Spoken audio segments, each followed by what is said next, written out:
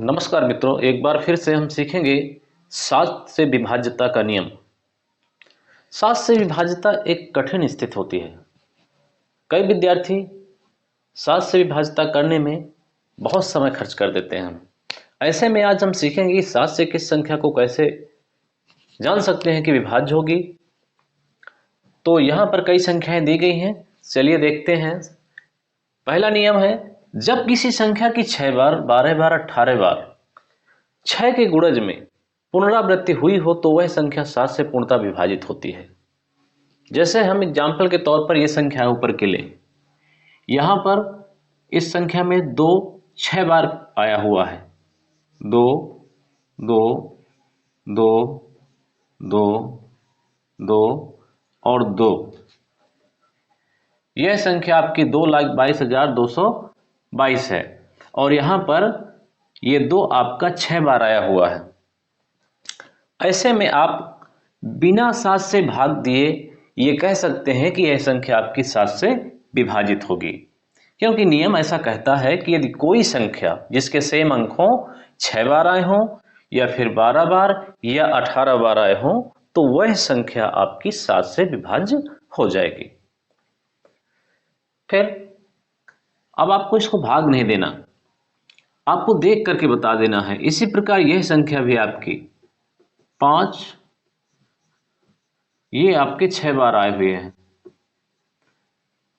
इसको भी आप देख करके बता सकते हो कि यह संख्या आपकी 7 से विभाजित होगी।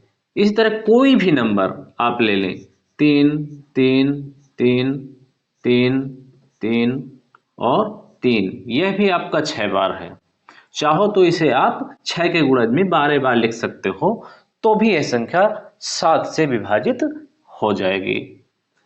तो यह आपका पहला रूल कहता है कि जिस संख्या के सभी अंक एक जैसे हों और वह 6 या 12 या 18 बार आए हों, तो वह संख्या आपकी 7 से विभाजित हो जाती है। तो यह रहा आपका पहला रूल। इस प्रकार आपका दूसरा रूल, जिस संख्या की इकाई अंक का दुगुना कर शेष संख्या में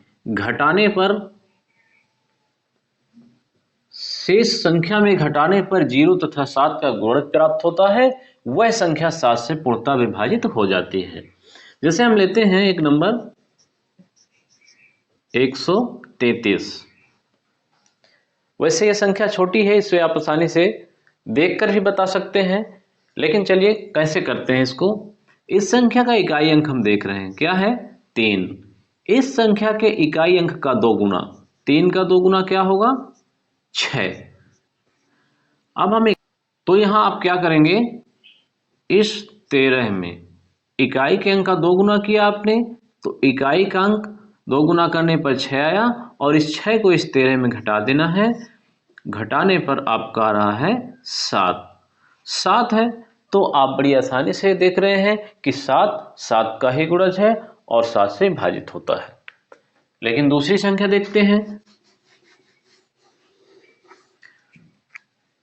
दूसरी संख्या 868। यहां भी हमें वही प्रक्रिया करनी है। इस इकाई का अंक यहां पे 8 है, 8 का 2 गुना करेंगे, क्या प्राप्त होगा? 16। अब आपको क्या करना है, शेष संख्या आपकी क्या बची थी? 86। तो 86 में आपको 16 माइनस कर देना है। माइनस करने पर आपका प्राप्त होगा 70, जो कि आप देख रहे हैं 7 से विभाज्य संख्या है। इसी तरह आप अगले नंबर को चेक कर सकते हैं। आपने लिया यहां पे एक थोड़ा सा बड़ी संख्या 14,315। यहां भी आप यही प्रक्रिया करके इसे आसानी से देख सकते हैं। यहां इकाई का अंक क्या है? यदि हम 5 का 2 गुना करेंगे तो आपका क्या प्राप्त होगा? 10। बाकी शेष बची संख्या आपकी 1431 में 10 माइनस कर देंगे तो प्राप्त होगा आपका कितना? 1, 3 में 1 गए 2, 4, 1, 1421। अब आप यदि यहां पर नहीं समझ पा रहे हैं कि यह संख्या विभाजित होगी कि नहीं, तो और इसे एक बार पुनः दोहरा दीजिए। यहाँ पे इकाई का अंक क्या है? 1, तो 142 शेष बची संख्या इधर की, और इकाई का अंक का दोगुना किया 2, फिर इसको घटा दिया तो यहाँ 140 प्राप्त हुआ। अब आप समझ रहे हैं कि यह 7 के गुणज में है, 7 दूनी 14 और 0 बचेगा, यह संख्या आपकी विभाजित हो जाएगी। तो देखिए कितना आसान है आपको इसे हल करना। अब आप एक दूसरी संख्या देख सकते हैं 1768। इस संख्या को हमें देखना है। इसी तरह करेंगे 8 का दोगुना, तो 8 का दोगुना क्या प्राप्त होगा 16 है। अब 376 शेष बची संख्या क्या 376। 376 में आपको 16 माइनस कर देना है, 0, 6 और 3।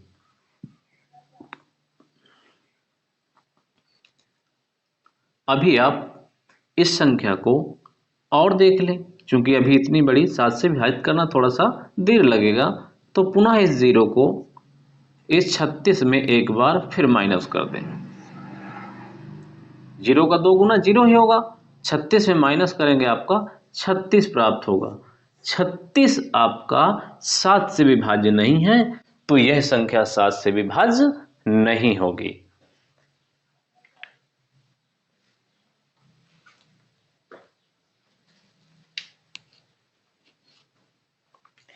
इस प्रकार से आप इस तरह की कोई भी संख्या बड़ी आसानी से इस नियम के तहत आप चेक कर सकते हैं और तुरंत इसको हल कर सकते हैं।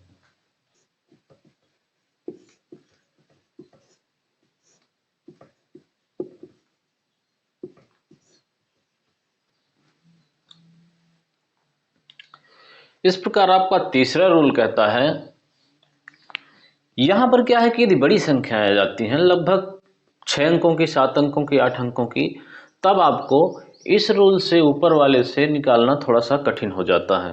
तो आप क्या करेंगे, यहां देख रहे हैं यदि किसी संख्या के अंतिम 3 अंक, जैसे मान लीजिए हम संख्या लेते हैं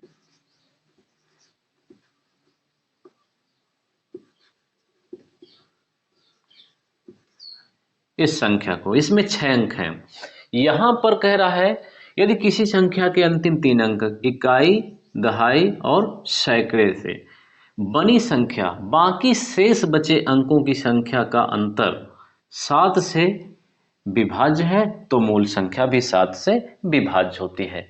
तो आप क्या करोगे, यहाँ पे आप देख रहे हैं यह संख्या के जो बाद के शेष बचे अंक हैं 6, 8, 1, इनमें से शुरू के इकाई, दहाई और सैकड़े के अंकों से बनी संख्या 1, 5, 6 को माइनस कर देना है।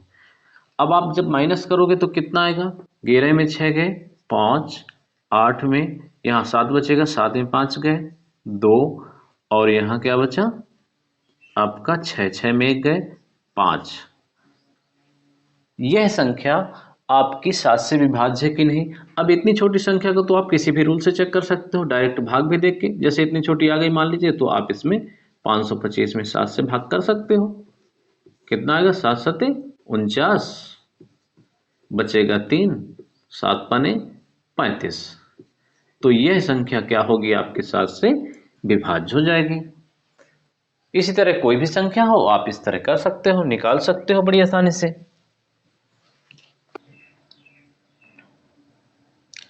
तो इस संख्या 2,88,015 में से आप इकाई, दहाई और सैकड़े के अंकों को जब इस संख्या पिछले बचे अंकों से घटाएंगे 288 यानी 288 में जब आप 15 घटाएंगे तो कितना आएगा, यहाँ पे 8 में 5 गया 3, और यहाँ पे बचा आपका 8 में 7 बचा, और यहाँ 2 बचा। इस 273 को आप ऐसे डायरेक्ट चेक कर लो, 273 में आप भाग लगा दो 7 से, 7 त्रिक 21, 6 बचा, 3 का उतार लिया, 7 न्याय 63। ये आपका 7 से भाजित है, तो यह संख्या भी आपकी 7 से विभाज्य होगी। लेकिन आपको और फास्ट करना है तो जैसे आपने इतना निकाल लिया था 273 घटा करके, तो आप पहले वाले रूलों का प्रयोग कर सकते हो। 273 अब क्या किया था, यहाँ पे लास्ट की संख्या का दोगुना इस संख्या में माइनस कर देते हैं, तो आपका क्या होगा, 2 गुना 6 होगा, 6 माइनस किया 21 आया, 21 आपका 7 से विभाजित है। तो आप अच्छी तरह समझ गए होंगे कि 7 से किसी संख्या को चाहे वह जितनी बड़ी हो आप आसानी से विभाज्यता की जांच कर सकते हो। धन्यवाद।